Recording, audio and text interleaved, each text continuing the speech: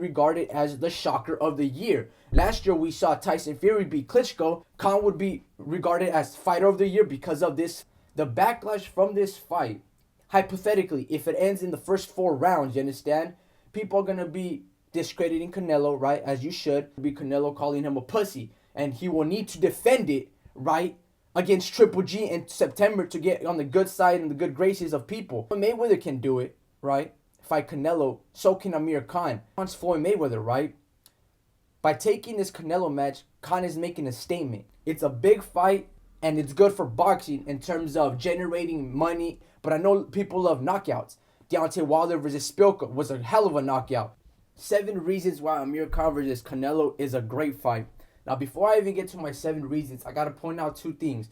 In a previous video, I said Canelo is a chicken shit. He's a chicken shit not because he's facing Amir Khan, which is, I think, is a great fight, just bad timing. It's just basically the way I look at it is that he's not gonna compromise to fight at the full-fledged 160 come September, because he's not gonna fight a fight in between June and July and then fight, or August, and then fight September to get acclimated to 160, which he said he needed time to get and fight a 160 because he's never faced somebody bigger than 155 coming in. That's why I said he's a chicken shit. Not because of Amir Khan's selection. I think that's a great fight. I think Amir Khan's going to give Canelo problems like he gives everybody problems. I just think it's that reason we were hoping he get acclimated, right? A tune-up at 160 like a David Lemieux before he gets Triple G. But he didn't. He settled for a big fight, which is hence I say chicken shit. The second point being is, Floyd Mayweather fought Juan Manuel Marquez. Marquez was regarded the number 2 pound for pound in the world during this time. Amir Khan in the top 25, 20-ish, right? What's his name? Marquez was a lightweight. He jumped 2 weight classes. They met at a catchweight, and Floyd didn't make weight. Again, Floyd chose that fight, and he was out of retirement, if I'm not mistaken. He was barely coming out of like a 1.5 year retirement, and he fought Marquez, who was beating everybody like Casillas and Juan Diaz. So Floyd also used his big size, but not comparing Floyd and Amir Khan and all this stuff. Amir Khan, he's tall and he's very big. It's just that he's got a fragile chin. It don't matter where he goes, but guess what? He gets back up. He's very hard, Amir Khan, to put down, and you knock him down. He got hit by the no-look hook from Danny Garcia, got back up, and he still took hellacious shots in order for him to get put away. He took bigger shots against Maidana and Lamont Peterson, and he didn't go down. So it depends if it's a counter punch or Amir Khan gets caught in the exchanges and the flurries, which is he has to be more patient and disciplined, right? He's got to be perfect because of that chin. Now here I go to my 7 reasons. 7 reasons why this is a great fight. The first one is this. It's a big fight, big names, right? And it's good for boxing in terms of generating money, generating hype, right? International waters, expanding the sport of boxing, merging Mexico versus, the UK's or all that stuff. You understand? International waters, all that, it's good business, right? So I understand why this fight was made. It's a great prize fight, right? It's like Marquez versus Cotto.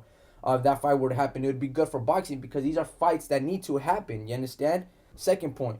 Khan's speed challenges anyone. He troubles everybody. It doesn't matter if you knock him down. When he got knocked down by Danny Garcia, he was busting up Danny Garcia. Angel Garcia was in desperation mode. You understand? He was like, Danny, you got to do something. He couldn't even answer because Amir Khan's speed was so much until that no-look hook landed. In other words, Amir Khan's speed challenges everybody. He's faster than anybody.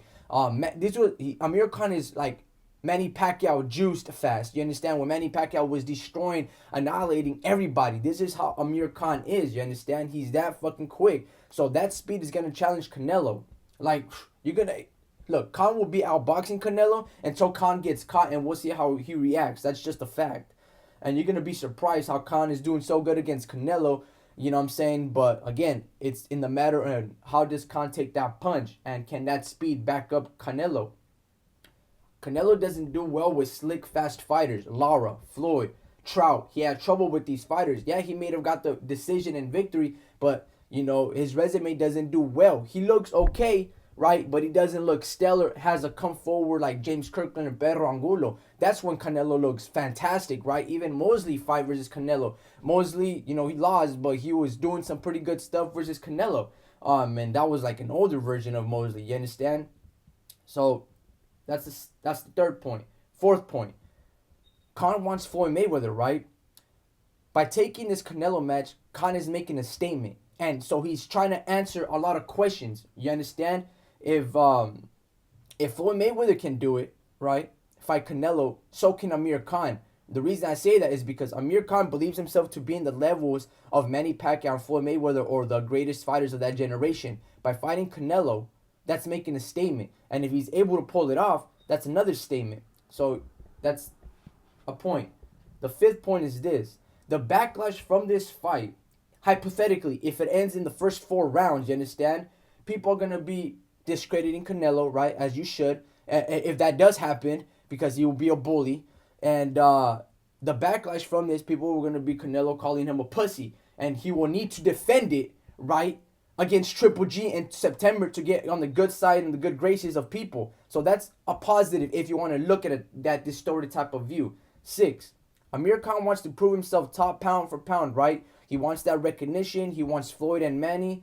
Well, this is how you get that conclusion. Again, this goes to my other point, right? But again, this could be regarded as the shocker of the year. Last year, we saw Tyson Fury beat Klitschko, and nobody really expected. Some people did expect that. I'm not going to say that. There was Granados beat Amir Imam. Well, what if Khan can beat Canelo? It'd be shocker of the year. If he were able to beat shocker of the year, right, Khan would be regarded as fighter of the year because of this fight, only for this fight.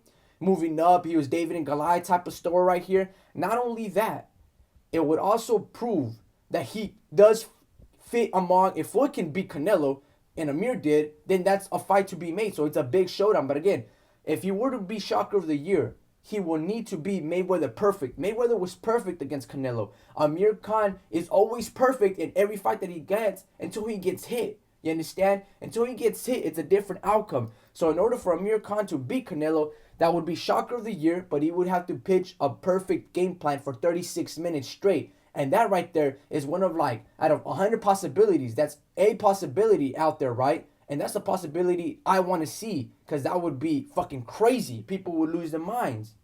Just, icing to the cake. If Canelo, who doesn't like knockouts, right? People are calling this the Rod Salka fight. If Canelo knocks, hypothetically, Amir Khan, right? If he knocks him out, you know Amir Khan is flying out of that ring. Amir Khan's legs, when he gets squared here in the chops, whether it's a counter or just a flurry of punches, his legs give out. But I know people love knockouts. Deontay Wilder versus Spilka was a hell of a knockout. Well, Khan versus Canelo can produce a knockout like that. It's a very big disadvantage, but again, these disadvantages have happened before in the sport of boxing. So, look, I remember Floyd versus Marquez when that fight happened. People discredited Floyd, right? For right reasons. We're calling him pussy, fighting guys your way. You didn't even make the weight. He's always been called a pussy, right? Well, same thing with Canelo, fighting guys smaller than himself. The narrative doesn't change. Canelo is being a pussy. He is fighting smaller men. He needs to buckle up and just fight men his own size. And I'm not gonna applaud Canelo for fighting Triple G. He's supposed to fight Triple G. He's supposed to do his fucking job, right? He's supposed to do that shit. I got that perspective from Fair Shake Boxing. Look, Triple G is a threat, but pressure fighters are tailor-made to a certain degree for Canelo. Canelo does well with pressure fighters. It's not like Triple G has a legitimate jab like a Cotto jab. He's got a stiff Kell Brook jab. And if Triple G is able to use that, well, he can beat Canelo using that jab like Kell Brook beat Sean Porter. But again, those pressure fighters are tailor-made for Canelo, and Triple G hasn't been faced. That's the fight I want to see, which is why I said Canelo is a chicken shit for taking Amir Khan. Not because Khan can't win, it's because the implications and what this means. That means he's not going to make the Triple G fight in September. That's the reason I say he's a chicken shit. Anyway, those are my 7 reasons why this is a great fight. You can hate it, you can dislike it, do whatever. But I gave you 7 legitimate reasons why it's a great fight and it's a good fight for boxing. It's just bad timing. That's all.